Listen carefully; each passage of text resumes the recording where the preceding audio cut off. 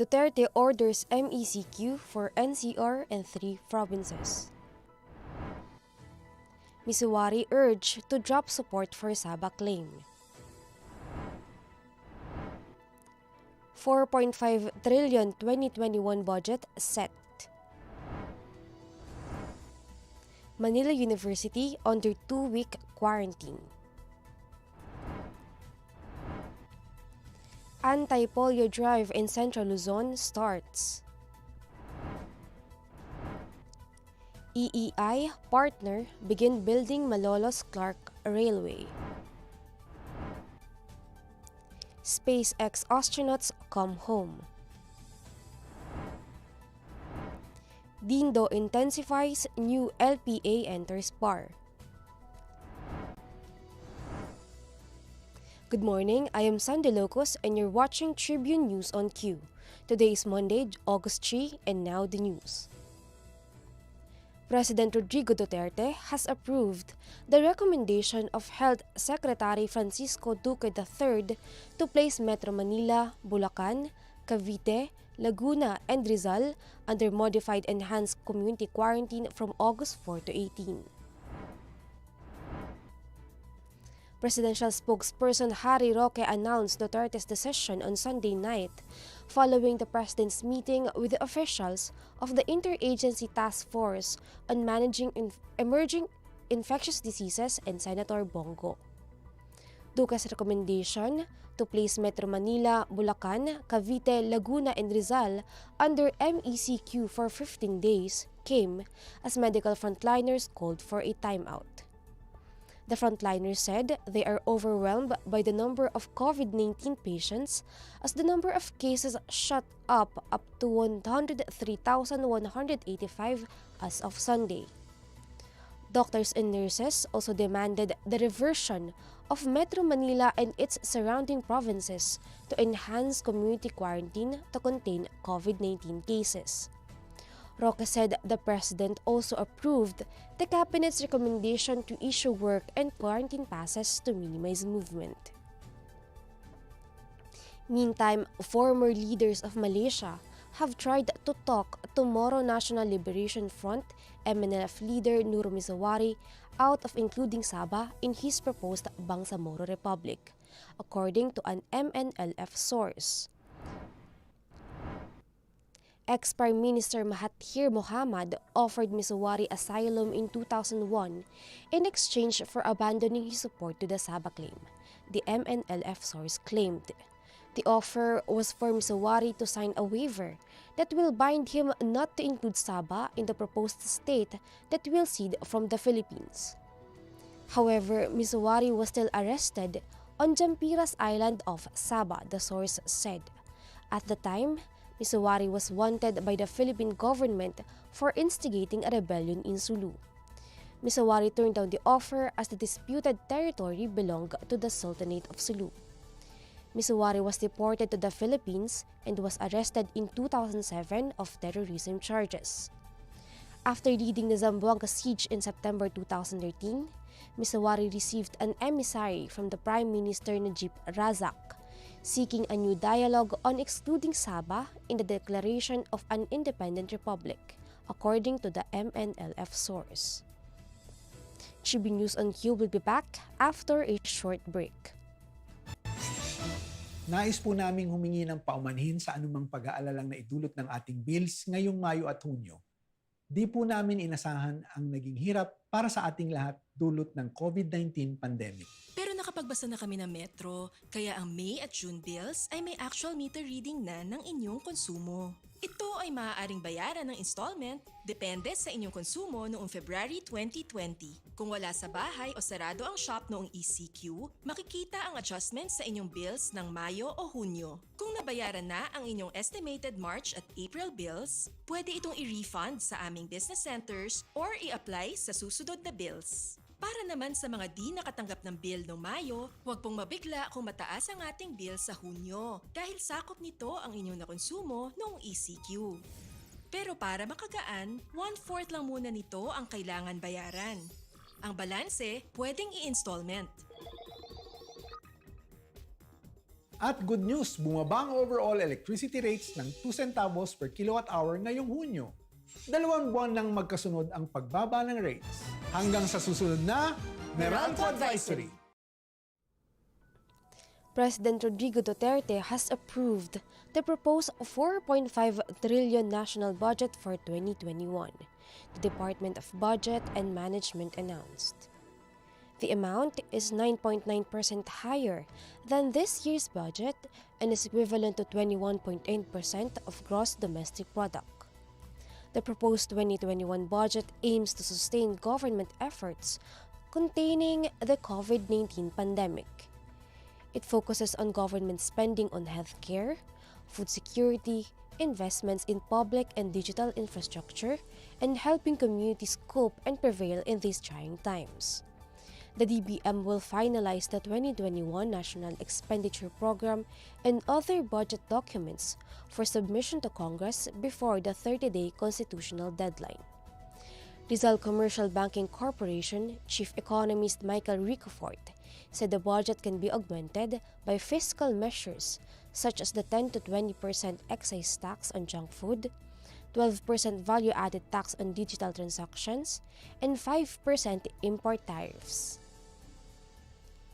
In other news, Manila City Mayor Francisco Isko Moreno Domagoso approved the request of the pamantasan ng lungsod ng Maynila to have its staffers undergo a 14-day quarantine as confirmed COVID-19 cases continue to rise in the university.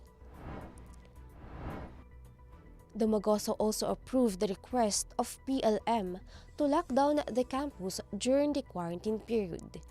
PLM, through its COVID-19 task force, made the request to the mayor following an emergency meeting on rising active, probable, and suspected cases within the campus. There are currently 4 confirmed cases with 2 recovered patients and 1 fatality among employees, according to PLM President Emmanuel Leco. There are also 3 probable and suspect cases, Leco added. PLM will adopt a strict work-from-home arrangement for employees for the next 2 weeks to slow down the spread of COVID-19. All transactions will be carried out fully online in the next 2 weeks, including the registration period for freshmen, which starts on August 3. Other requirements and processes will have to be coursed through email with respective departments and offices concerned. TribuneNewsonCue will be back after these reminders. Ikaw ba ay may pack na cooking skills at bonggang-bonggang level of singing performance? Kung oo, baka ikaw na ang hinahanap na Phoenix Super LPG Calderoque Royalty. Para sumali, sundin lamang ang nasa website ng Phoenix Super LPG Calderoque at i-upload ang inyong best video na kumakanta habang nagluluto. I-like at i-follow ang Phoenix Super LPG page. Luzon, Visayas, Mindanao. Sarap pala magluto. Sali na! Meantime, the synchronized polio immunization campaign in Central Luzon starts today in the provinces of Bataan, Bulacan, Pampanga, Tarlac, and Zambales. The first round of the Sabayang Patak kontra polio phase will be conducted until August 16. The campaign will administer doses of the monovalent oral polio vaccine type 2 to children from 0 to 5 years old, regardless of their immunization status. At least 2 successive rounds will be given each with the goal of at least 95% coverage of children in the covered areas. The MOPV2 vaccine is pre-qualified by the World Health Organization and is without a danger of overdosage. WHO and the United Nations Children Fund earlier coordinated with the Department of Central Luzon Center for the project. The Department of Transportation, meanwhile, is set to begin the construction of Malolos Clark Railway project financed by the Asian Development Bank. This developed as the DOTR signed 2 civil works contracts worth almost 38 billion pesos for the railway project over the weekend. One contract was awarded to the joint venture of Spain's Acciona Construction Philippines Incorporated and EEI Corporation.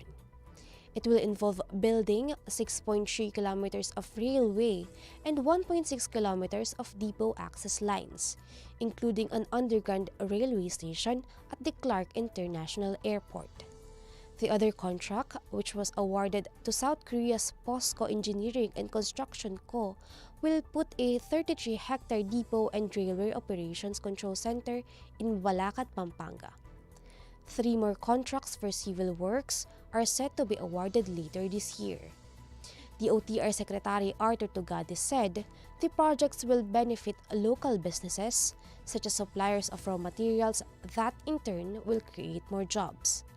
The Malolos-Clark Railway Project is part of the 163-kilometer north-south commuter railway project. Araneta City, home to the country's first indoor shopping mall, the world's original Thrilla, and the first ever Bini Bini pageant. Now a place for your first win, your first catch, your first home, your first big break, your first date, and even your first love. Araneta City Firsts. America's first crewed spaceship to fly to the International Space Station in nearly a decade returned safely to Earth on Sunday, splashing down in the Gulf of Mexico.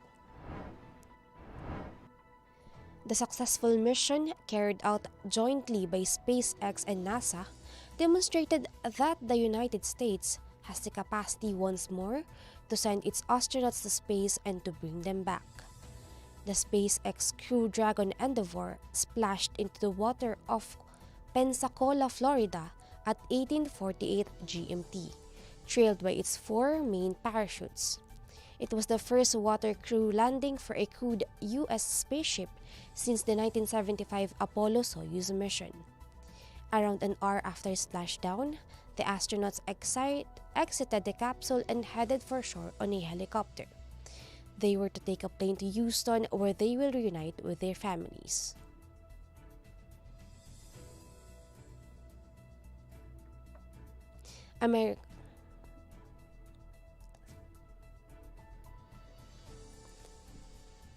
Tropical storm Dindo has intensified into a severe tropical storm, while a new low-pressure area has entered the Philippine area of responsibility on Monday morning.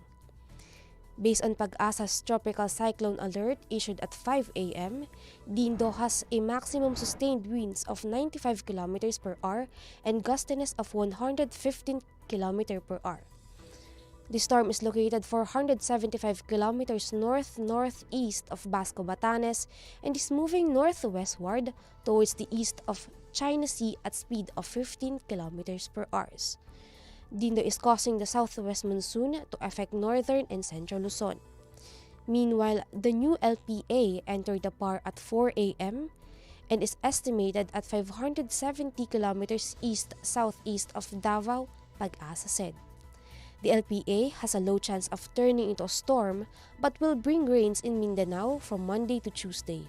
By Wednesday, it is forecasted to affect Western Visayas and Palawan. TribuneNewsonCue will be back after these reminders.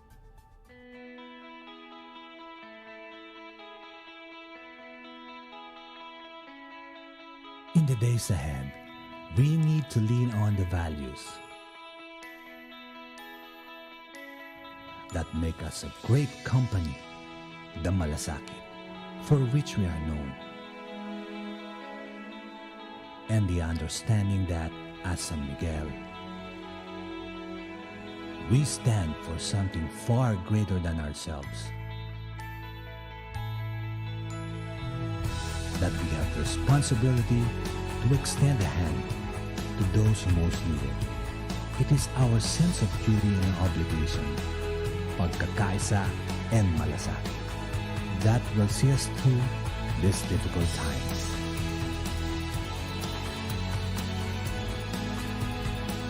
Kwentong Malasakit.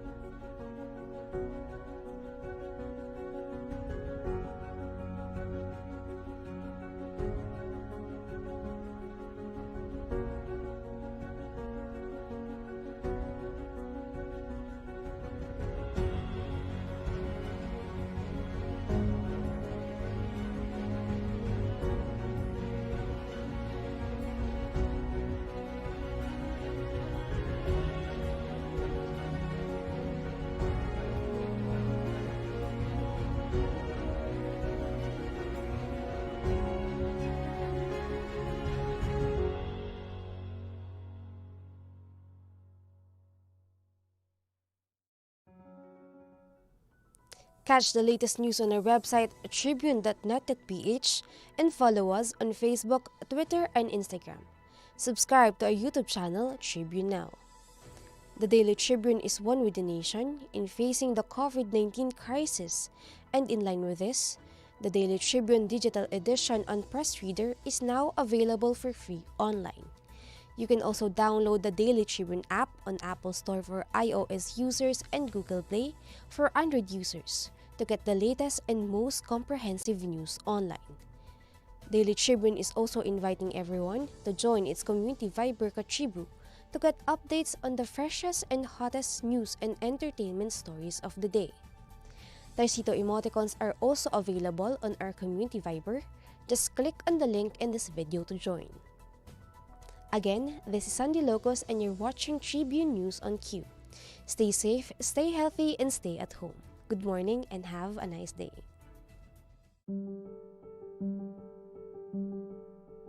With these cell sites, it affords us better cooperation and communication with the outside world.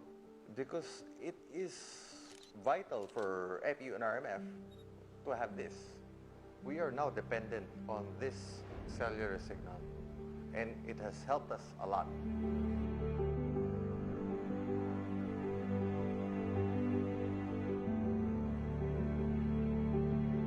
Connectivity is not a problem because we allowed these cell sites to prevail and to be on our roof deck and our helipad.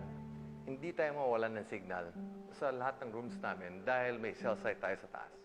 It's one of our major advantages.